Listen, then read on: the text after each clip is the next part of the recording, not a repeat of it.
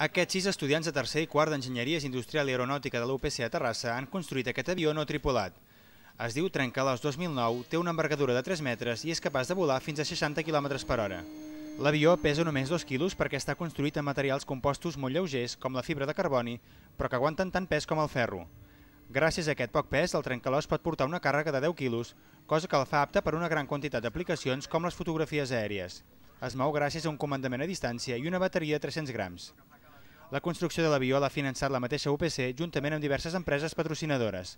Això ha permès als estudiants entrar en contacte amb companyies del sector, amb qui potser treballaran en un futur i posar en pràctica els seus coneixements teòrics. Nosaltres vam veure que era molt interessant per la nostra formació, a part de conèixer molts casos teòrics que ens ensenyen a classe, també anéssim al taller, ens embrutéssim les mans, ens trobéssim amb problemes reals, ens haguéssim de barallar entre nosaltres per aconseguir una cosa.